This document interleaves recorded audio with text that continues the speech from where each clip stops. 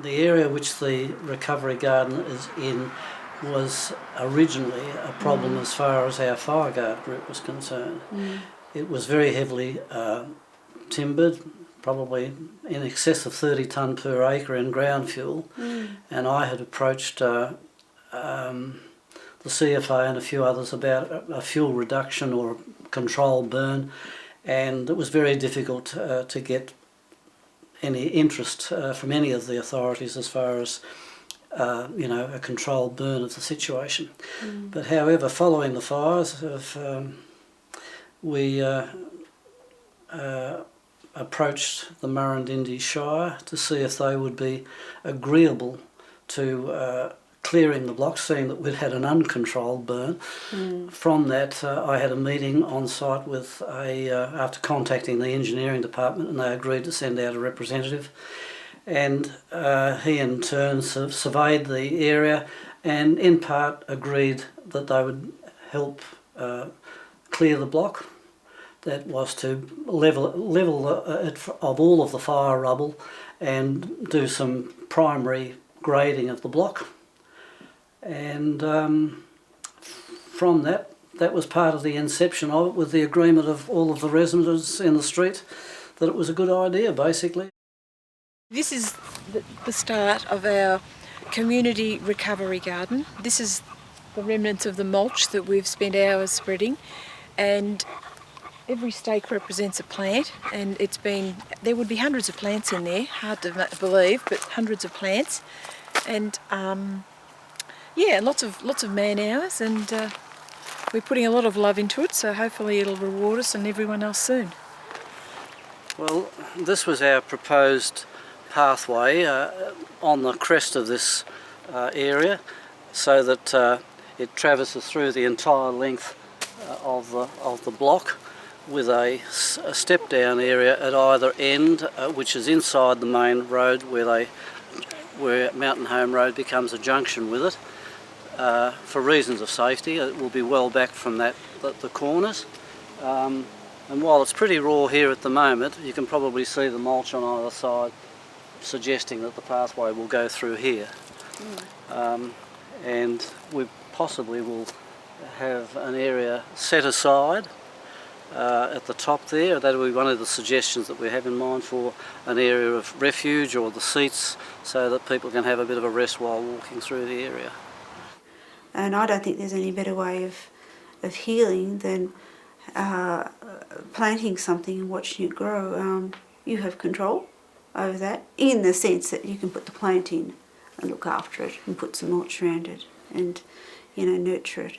And it's also teaching something that's been very traumatic and very devastating,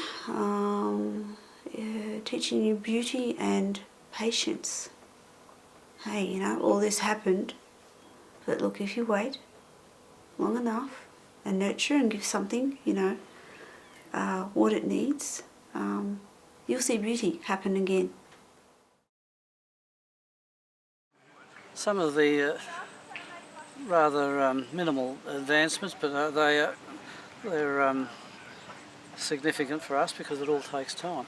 But these stools were virtually provided by the Kinglake men's shed, of which I sort of have a membership with, and physically actually made these seats at the shed, and along with the help of Mark and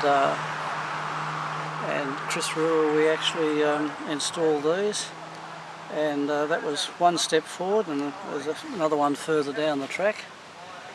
Other things are the entry steps from the northern end here. They are all virtually complete, but we're thinking that they may need a handrail, so that's sort of still a little incomplete.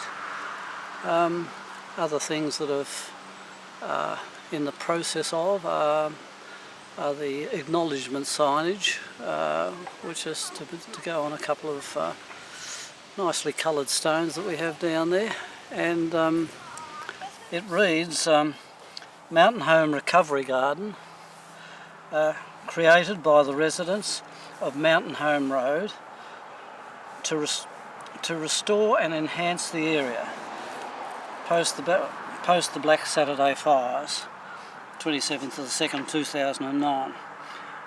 And then a subtitle on it again, which reads, "A Garden to Reflect and Enjoy."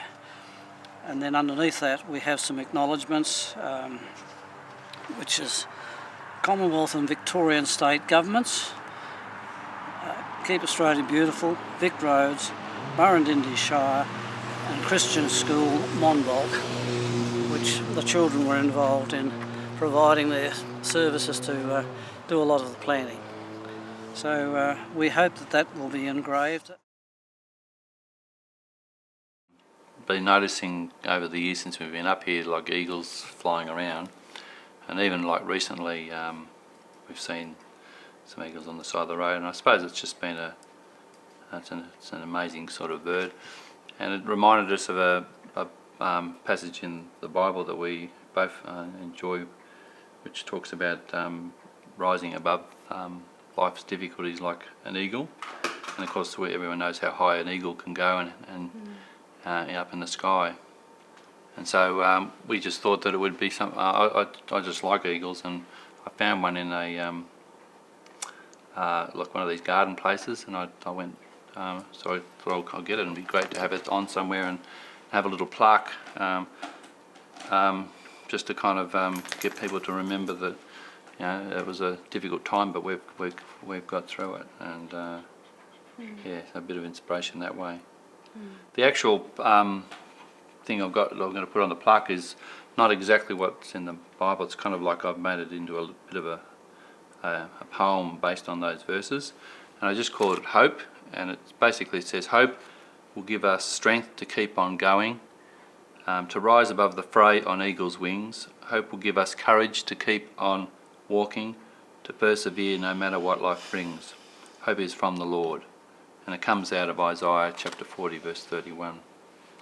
So that was basically what was behind me wanting to have something that symbolised a hope, and since we have a lot of eagles around this way, it was kind of something I thought we could I could utilise that. It's all ready to go. It's just a case of I've got to work out what ladders I'm going to use to get up that high. Because I'm going to have something on this side of the pole and another one on this side, so that I don't kind of. So I'm thinking I might even be able to get one of those A-frame ladders on a ute or something like that. That might be able to get me high enough. Emotionally, I just like the fact that even if I don't walk up here, just looking out and saying, "Hey, we did it. We did it. We did it." Yeah, it's just starting to dawn on me what a huge project it was, and we actually did it. Yeah. And Yeah. it wouldn't have happened with one person. It needed the group to make it work, and the input of heaps of people, and it just kind of, it was an idea that eventuated, and sometimes you wonder, gosh, how did that happen? And then it did.